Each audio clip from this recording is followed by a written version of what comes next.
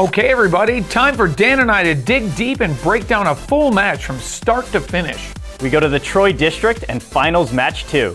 Several of our top East Side teams in the house at Troy with lots of defense in all of the playoffs. Only one 4-rotor achieved throughout. Another case of the Serpentine draft working in favor of the lower seeds. The number 7 Blue Alliance had a great trio work together to defeat the number 2 and number 3 Alliance on their way to the finals to face numero uno. This was an exciting title tilt with both sides shooting fuel aggressively, but robot reliability ultimately played a big part. Blue took match 1 by 181 points. Ouch! Dan and Jim ready for match 2.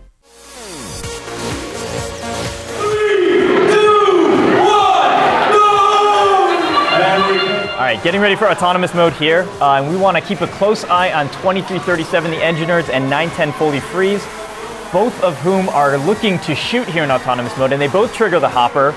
And it looks like the Engineers are getting the better of that one. Yeah, real fast firing coming out of that Red Alliance Engineers machine. Looks like they're leading by at least 5 points here in the real-time score as teleop begins. They have 70-4 on the pressure points there in autonomous in favor of the Red Alliance, so that gives them a little bit of a buffer, 6-point buffer here, as both alliances start looking to run gears, but not the whole alliance. It looks like the Engineers are going to focus on fuel here. Yeah, Engineers are running up and down the field, collecting fuel from the floor. Looks like they're not making, they're coming in for the second volley now. So far they haven't made any attempt to pick up a gear, leaving that to 818 and 3098. Some good defensive play by 910. I mean, I think they were just looking to score some earlier, but seeing the opportunity to hit red robots crossing the field, they are kind of clogging up that whole alleyway right now, holding 2 Red Alliances. Yeah, they've got robots. 2 Red Alliance robots pinned back in behind that red airship. And they're still trapped.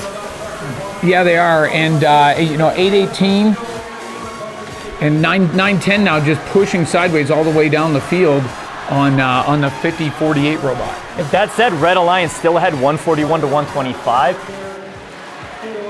Actually, that's 3098 with another volley. Engineers continuing to collect off the floor. You know, we got less than a minute remaining, and some hard defense being played again by Blue. 910 checking hard and checking the Engineers again, and it looks like we have lost 3098. Looks motionless on the field after a hard check by Fully Free. You gotta wonder, this is a lot of shooting without the 3rd rotor going for the Red Alliance. So Blue gets their 3rd rotor, and that actually leapfrogs them into the lead here, 167-145, as we approach 30 seconds left, so the ropes are coming down. Engineers continuing to shoot. Engineers really trying to get that 40 pressure points in the boiler. You may have to do up to 120 balls in teleop as they continue to fire on the boiler, trying to get that extra 20-point bonus to make up for their fallen partner 39. Yep, and I think that 20-point bonus that we just saw, I think that was them getting it. So they do have the 20-point boiler bonus.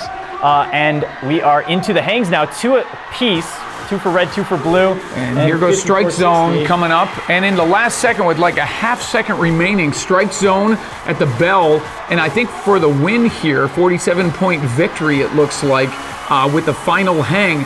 Engineer Alliance number 1 would have been leading by just a few points, but the final hang by Strike Zone sealing the deal for the Blue Alliance.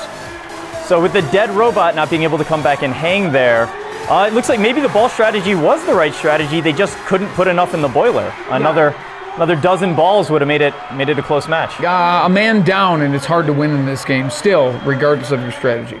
It feels amazing. I mean, winning is always a great feeling, and this is our 2nd win this season, so we're very excited and we're very happy that all the hard work that we put in is finally paying off. We went through lots of changes this year. The robot you see on the field is not the same one we had at Kettering. We went through build season 2.0 within our 30-pound bag limit and build a winning robot. So